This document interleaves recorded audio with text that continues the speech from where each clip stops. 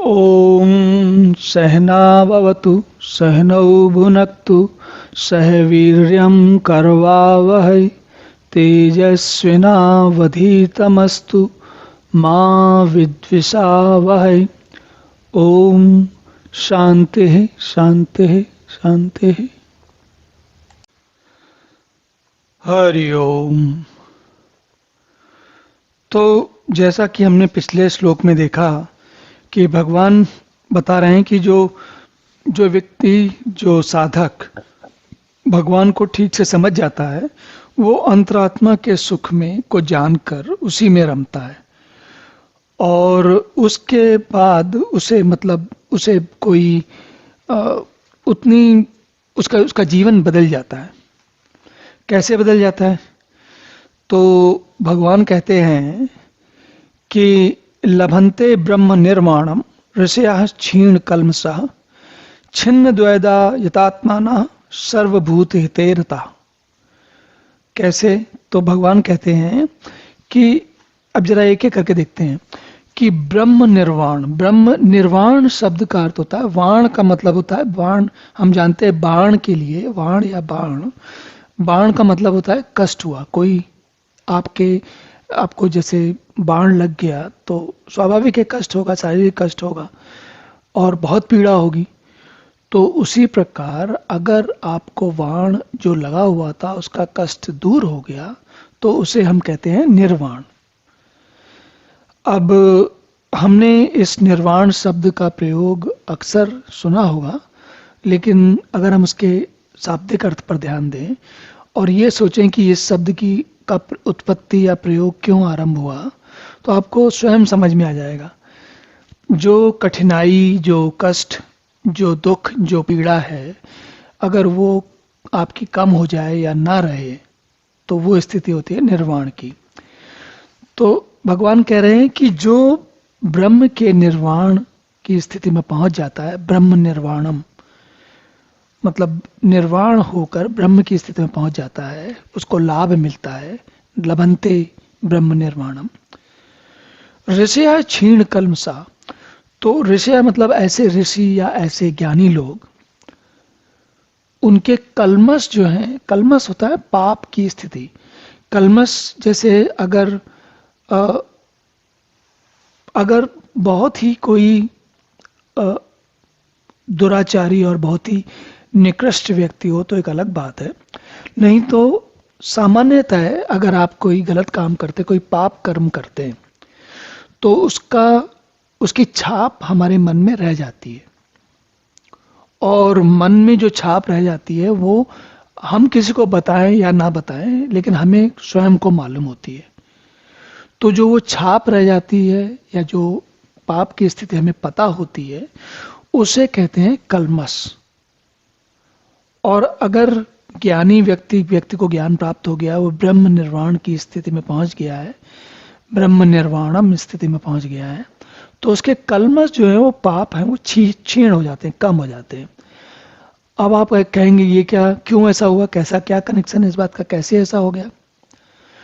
तो पहली चीज तो ये कि अगर हम जब उस अवस्था में पहुंचते हैं और हमें मतलब ज्ञानी व्यक्ति को जब ये समझ में आता है कि पाप का कोई कारण नहीं है और उसे ये भी समझ में आता है कि किन कारणों से, मान लीजिए भूतकाल में ज्ञानी व्यक्ति ने कोई ऐसा पाप किया है, तो अब क्या होगा, जब उसे वास्तविक तत्व ज्ञान प्राप्त हो जाएगा तो उसके जो पुराने कल्मष हैं वो भी अब उसके ऊपर उतना प्रभाव नहीं डालेंगे, क्योंकि उसको समझ में आ जाएगा कि किन्हीं कारणों के फलस्वरूप या किन्हीं परिस्थितियों में उसने ऐसा किया।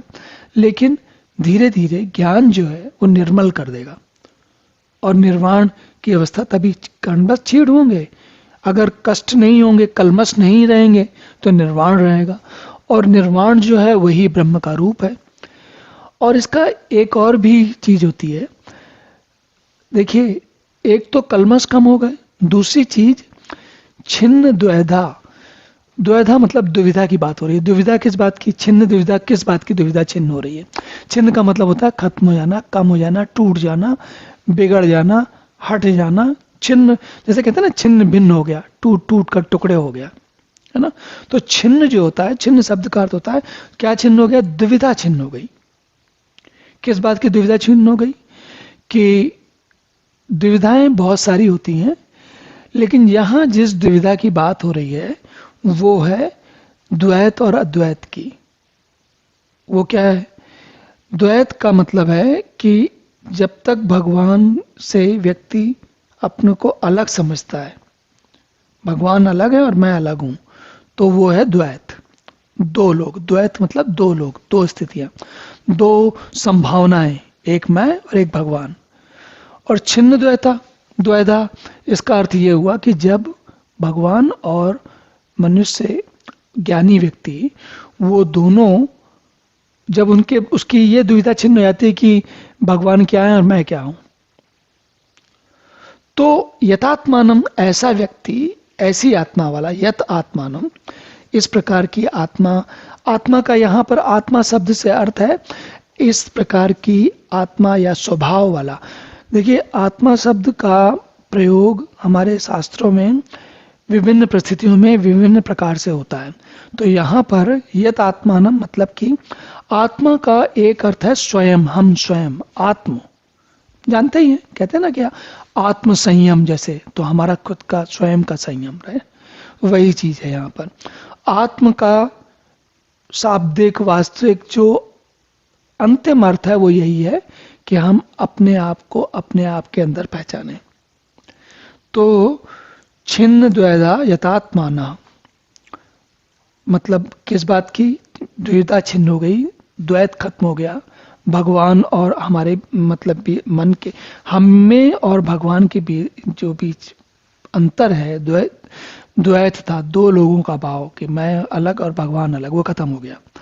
तो यथात्मानम, ऐसा व्यक्ति सर्वभूत हिते रता, सर्वभूत मतलब सारे जो बाकी लोग हैं, भूत मतलब जो पहले, भूत शब्द का हमने पहले भी इसके बारे में चर्चा की है। भूत शब्द भू धातु से बना है, भू धातु का मतलब होता है होना। तो जो पहले हुए हैं और अब जितने भी सर्वभूत जैसे भी जितने भी लोग हुए हैं उनके हित में, तो अब भूतकाल के, यानी कि आप पास्ट में, ऐसा तो है नहीं कि अगर कोई व्यक्ति ज्ञानी हो गया तो वो आज की जगह कल जाके किसी का हित कर देगा। पिछले जो कल जा चुका है उसमें जाके तो कोई किसी का हित कर सकता नहीं। लेकिन यहाँ पर जो है ये शब्द, इस शब्द का अर्थ है कि जो आज जो भूत मात्र, प्राणी मात्र हैं, जो बाकी लोग हैं, उनके हित में, रता मतलब तल्लीन हो गया, खो गया। तो भगवान ये कह रहे हैं कि ऐसा व्यक्ति जिसके सब संशय ज्ञान के द्वारा निवृत्त हो जाते हैं, तो स्वाभाविक है अब ज्ञान के द्वारा जब सारे संशय निवृत्त हो गए, सारी समस्याएं खत्म हो गई, सारी दुविधाएं समाप्त हो गई, तो अब आप क्या करोगे? तो ज्ञानी व्यक्ति क्या करेगा? ज्ञानी व्यक्ति जो है वो काम तो करेगा ही, शरीर चल रहा है, शरीर में क्षमता है, शरीर में योग्यताएं हैं, तो कुछ ना कुछ तो करेगा ही। खाली बैठने का तो कोई अर्थ ही नहीं है। हमने पहले भी बात की कि जीवन जब तक है तब तक सक्रियता एक जीवन का स्वाभाविक स्वभाव है, वास्तविक स्वभाव है, सक्रियता ही जीवन है।